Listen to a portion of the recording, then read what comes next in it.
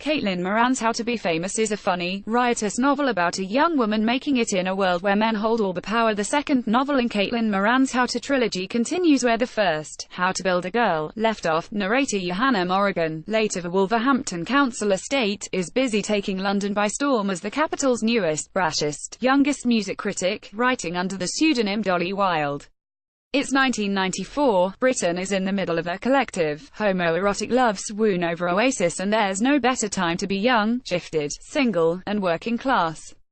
There is nothing so distant as the recent past. Moran brings it all back: the cheap rents, the brilliant gigs, the even more brilliant clubs, the excellent drugs though Johanna doesn't partake, the camaraderie with all types and classes engendered by those excellent drugs, the indoor smoking and, of course, most nostalgia-inducing of all, no internet, no mobile phones, no social media.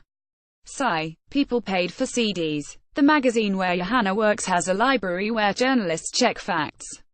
When people want to reach her, they phone her local pub and leave messages with the landlord. Her own phone is cut off because she forgets to pay, no direct debit either. How to Be Famous is a love letter to youth and to London. London is a fruit machine and you are the coin you put in, with the prospect of it coming up all cherries, and Belle's lovely description except why the Oxford comma, this book rains commas. The energy, exuberance and sheer love is irresistible when combined with Moran's exceptional honesty. Her gift has always been to say the unsayable.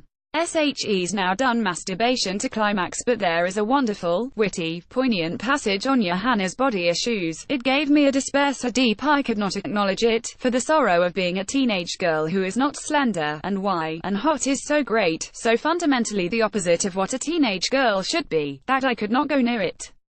But about two-thirds of the way through, the book becomes another book. It stops being about lovely, freewheeling 1990s London and becomes about today's hard, despairing, slut-shaming world. The dates don't change, mind. It's still 1994 and Johanna is still 19. SHE's had a one-night stand with a creepy comedian which he filmed and the tape is going around London. Technically, I guess this was just about possible in the mid-1990s, but it didn't ever happen. The first tape to go viral was One Night in Paris, Hilton, shot on a tripod in 2001 and circulated in 2004. The book ends on another anachronism, Johanna giving a righteous woke speech on women and shame. You cheer along, so funny, so true, but Moran has turned God, with Johanna her emissary from the future.